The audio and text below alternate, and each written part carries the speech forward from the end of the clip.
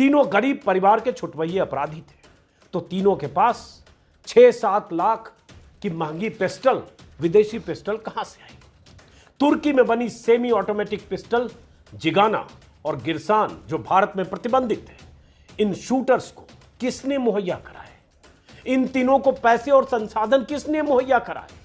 तीनों शूटर्स का हैंडलर कौन है? हैंडलर मैं बोल रहा हूं। पहुंचे प्रयागराज में इनके रुकने का इंतजाम किसने किया? अगर होटल या लॉज में रुके तो ये तीनों किन लोगों के संपर्क में थे? के कॉल डिटेल क्या कहते हैं? क्या पुलिस ने कॉल डिटेल निकाली जो आमतौर पर होता है? कितने मोबाइल का इस्तेमाल ये शूटर्स बीते 15, 20, 25 दिनों से कर रहे थे उमेश पाल की हत्या के बाद? आज की तारीख में पुलिस आसानी से कॉल डिटेल और लोकेशन के आधार पर पता लगा सकती है कि ये तीनों बीते 15-20 दिनों के दौरान कहां कहां थे, इनकी लोकेशन क्या। लोगों से ये शूटर संपर्क में रहे। इन तीनों को पैसे और संसाधन किसने मुहैया कराए? तीनों शूटर्स का हैंडलर कौन है? हैंडलर मैं बोल रहा हूं। किसके कहने पर तीनों ने अतीक और अशरफ की हत्या की? नहीं पाई, लेकिन लाश को पूरी तरह से प्रोटेक्ट किया। अब अतीक अहमद की हत्या सोची समझी प्लानिंग के तहत हुई। यहाँ आपको एक बात जाननी बहुत जरूरी है दोस्तों। जो लोग ये कह रहे हैं ना कि अतीक के बहुत दुश्मन थे, किसी ने उसे मार दिया होगा, तो ऐसा बिल्कुल नहीं था। अतीक अहमद की हत्या उसके दुश्मनों ने नहीं की। अतीक अहमद को उन लोगों ने मारा जिनका अतीक से कोई लेना देना नहीं था। एक हत्यारा हमीरपुर का था, दूसरा कासगंज का था, तीसरा बांदा का था।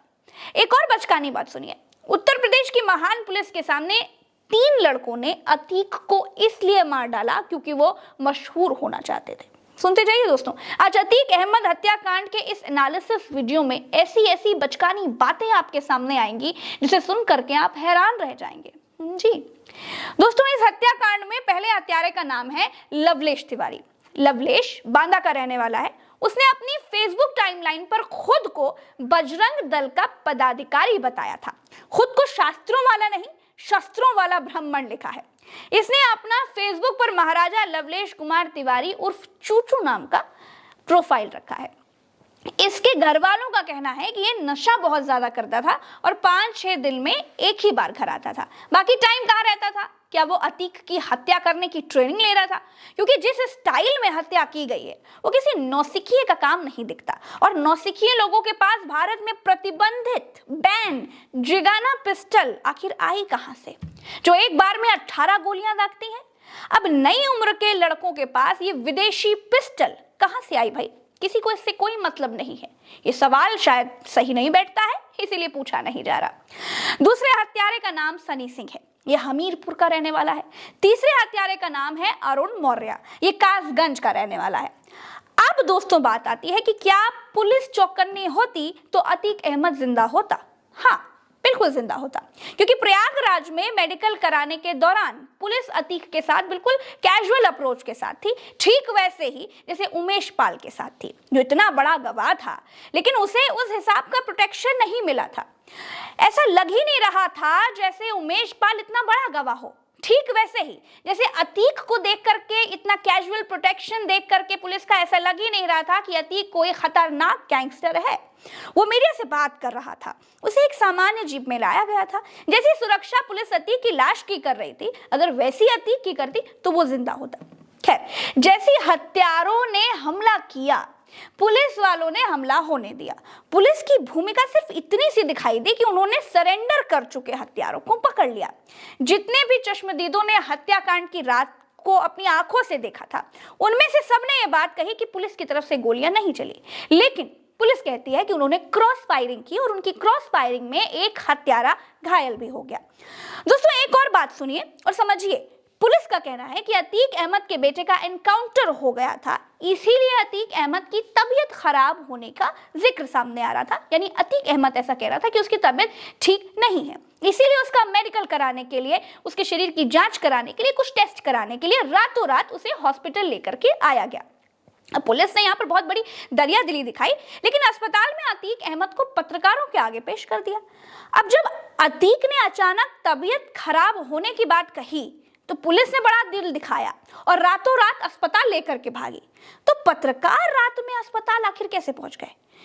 किसने पत्रकारों को फोन करके बताया कि अतीक तो अस्पताल आने वाला है? सारे मीडिया के लोग अस्पताल कैसे पहुंचे? और एक और खास बात दोस्तों, चलिए मानते हैं कि पत्रकारों के सूत्र बहुत मजबूत होते हैं, उनको तो सब पता चल गया होता है, लेकिन उन हत्यारों को किसने बताया जो अलग अलग जिलों से आकर प्रयागराज में 2 दिन से एक होटल में रह रहे थे? क्या उन हत्यारों के सूत्र भी पुलिस में पत्रकारों जितने मजबूत थे? दोस्तों, शेर की खाल ओढ़ करके भेड़िया कभी शेर नहीं बन सकता। बिल्कुल वैसे ही पत्रकार का कैमरा और माइक लेने से कोई 2 दिन में मजबूत सूत्र डेवलप नहीं कर लेता, क्योंकि सूत्र विश्वास पर डेवलप होते हैं। यानी कोई था जिसे मालूम था कि अतीक अस्पताल में आने वाला है और अतीक के मर्डर की पूरी कहानी पहले से रची रचाई थी। एक और बात दोस्तों, पुलिस का कहना है कि अतीक बीमार होने की शिकायत कर रहा था, इसीलिए रातों रात अस्पताल लाना पड़ा। लेकिन पत्रकारों के आगे जब अतीक आया तो वो बीमार बिल्कुल नहीं दिख रहा था और ना ही अशरफ बीमार दिख रहा था।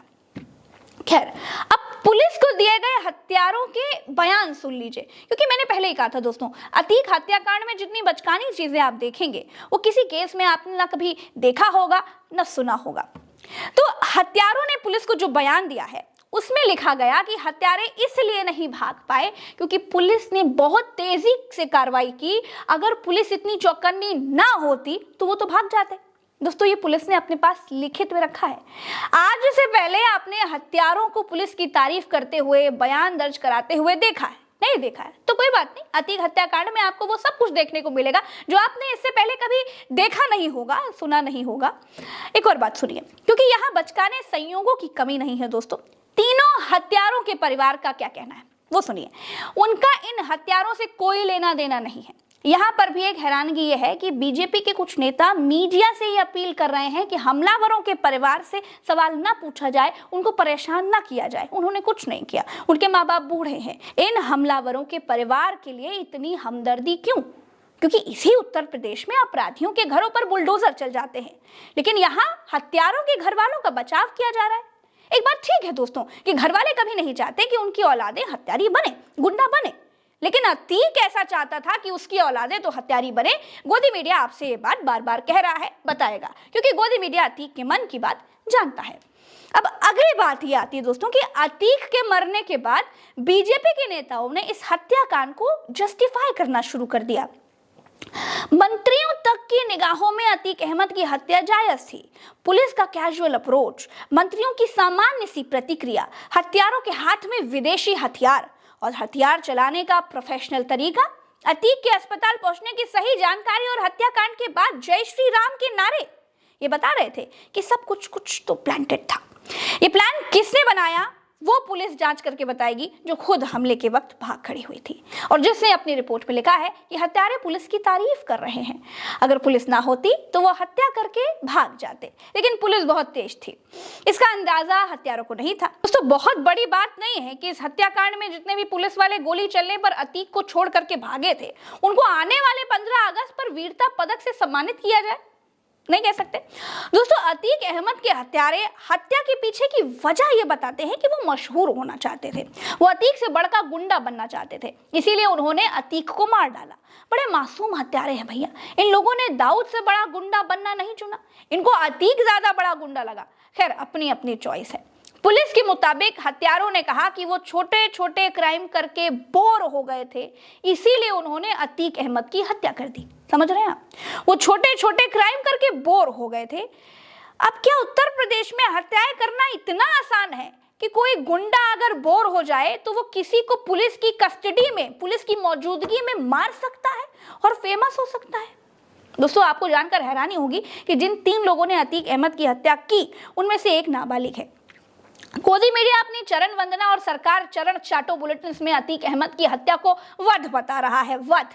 लेकिन गोदी मीडिया को यह नहीं मालूम कि संवैधानिक देश में वध नाम का कोई टर्म काम नहीं करता है, ये लोकतंत्र है। और सबसे बड़ी बात यह है कि आज सवाल अतीक अहमद की मौत का नहीं है, सवाल देश के लोकतंत्र पर है, सवाल देश के संविधान को बचाने का है, सवाल इस देश में कानून के इकबाल का है, जिसके लिए हम